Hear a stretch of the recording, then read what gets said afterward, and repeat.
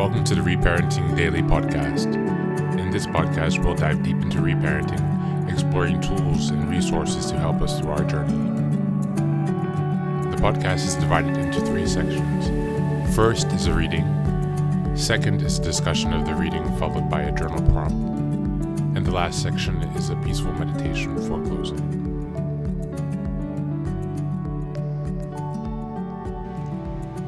Good morning, good afternoon, and good evening. Thank you and welcome back to another day of Reparenting Daily. Thanks for taking the time to reparent yourself and to focus on yourself for a bit. Today we're going to pick up a new book. It's called The Erotic Mind, Unlocking the Inner Sources of Sexual Passion and Fulfillment by Jack Morin. Today we're going to look at the chapter 7. It's called Sex and Self-Hate. Sex and Self-Hate.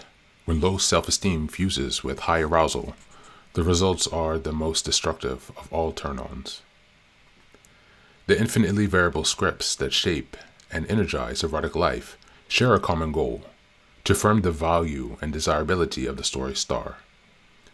But what if your eroticism began involving a time in your life when persistent feelings of inferiority were dictating your self-image? What if profoundly negative beliefs about yourself had become so thoroughly woven into your turn-ons that they simultaneously excited you immensely and made you feel worthless? To complicate matters still further, what if you were only vaguely aware that all this had ever happened? Chances are that you or someone you care about is struggling with this most perplexing and troublesome of all turn-ons: the fusion of sexual excitement with self-hate. Although hardly anyone discusses them openly, erotic problems linked to low self-esteem are distressingly widespread and are the focus of this chapter. You might assume that such profound conflicts would be easy to spot, but frequently they go unrecognized. For one thing, the symptoms of eroticized self-hate are amazingly variable. This can include chronic mood disturbances, difficulties becoming aroused or having orgasms, an absence of sexual desire, or an overwhelming uptightness or aversion towards sex. Some sufferers derive unmatched intensity from compulsively reenacting their grueling inner struggle in non-stop sexual repetitions that generate enormous heat but little satisfaction. To understand how excitement and self-hatred can become intertwined, it is necessary to consider the role of deeply held, long-standing beliefs in shaping your self-image. Core beliefs are thought patterns that take root in the first years of life and become firmly established as you grow up. You might think of them as a summary of key convictions you hold about crucial issues, such as the kind of person you are and will become, your place within your family and the world at large, and how you expect others to respond to you. Core beliefs are so thoroughly ingrained into your personality that instead of thinking about them directly, you simply experience them as givens. Not nearly enough attention has been devoted to the role of core beliefs in shaping eroticism. Your most potent and enduring core beliefs are the raw psychic materials with which you subconsciously construct your unique blueprint for arousal. If you are lucky enough to grow up believing that you are basically an acceptable person who, in spite of perfections and flaws, is worthy of love and respect, you will gravitate mostly towards partners in situations that directly or indirectly affirm your worth and desirability. Of course, no matter how much love and validation you received as a child, you must still grapple with doubts about your value and adequacy. Your erotic mind is cleanly aware of your perceived limitations and vulnerabilities, and tries to compensate for them by transforming self-doubt into validation, weakness into power, pain into pleasure, and everyday trials and tribulations into erotic possibilities. No matter what internal or external obstacles stand in the way, the erotic impulse springs from a deep-seated urge to affirm yourself. One thing, however, is absolutely required for your erotic mind to function positively. Deep within your psyche, at least a small seed of worth must have been planted and nurtured.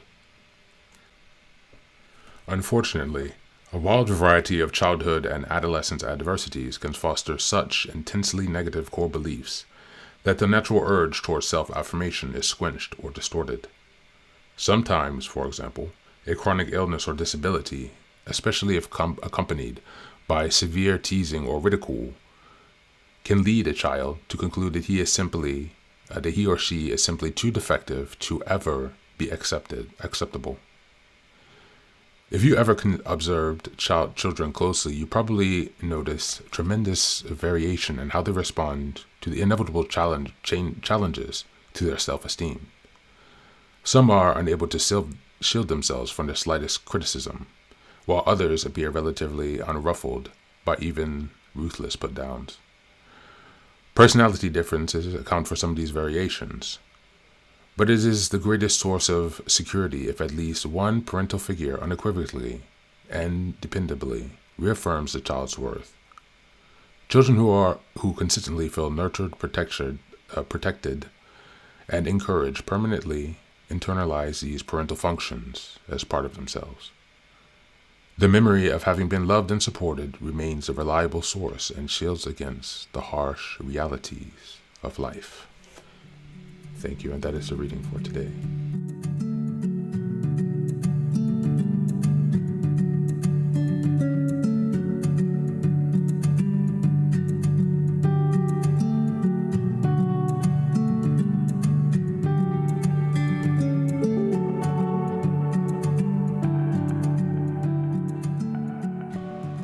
Hello and welcome back. Thanks for being here and checking out this new reading today, The Erotic Mind. It's a really interesting book for those who are struggling with a passive sexual abuse or sexual difficulties or anything that's related to your sex life. And today we're focusing on this section, this chapter 7, Sex and Self-Hate. And this first introduction, this short bit that we read, is really focusing on raising awareness of how the things that happen to you, your experiences in childhood, really begin to imprint and inlay your arousal or erotic pattern. And if there is abuse, which is not just physical sexual abuse, it can also be a psychological or emotional or religious abuse that's tied into the sexual dimension, this will have a effect, obviously, on your sexual development and on your ability to express yourself and to identify what you desire and what you enjoy in sex. It can also lead to some, I dare not say perversions, that's a bit negative connotation, but some deviances in the development of your turn-ons and your kinks, for example. And so, without judgment and just bringing awareness to that, how about today we take some time to reflect on this topic as we begin to explore eroticism and the impact of CPTSD and dysfunctional family childhoods on your erotic nature. Let's take some time to reflect on your childhood experiences with sexual education from your parents and from your peers or schools. Where did most of your education come from? What was the level of education? Was it sufficient? Do you recall how you felt receiving this education? Did it make you uncomfortable or were you excited? What about your first experiences? Are they consensual? Do you have a family history of sexual abuse or incest that runs deep within your family or that is an unspoken secret, for example? Take some time to reflect on any of those major events and then reflect on who was the person that you could go to help you through those events. Was it sufficient? And what else do you need now to help yourself manage and deal with the remnants of that abuse?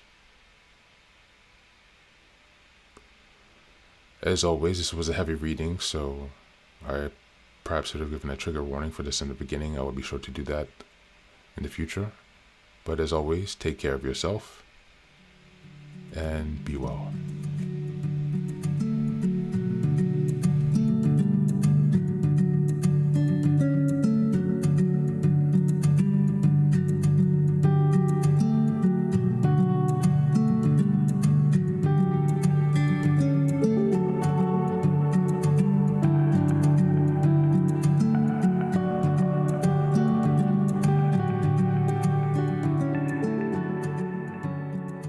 And now, let us move on to the final section, the meditation. This is an unguided meditation. I will simply provide some music and you can take some time to relax.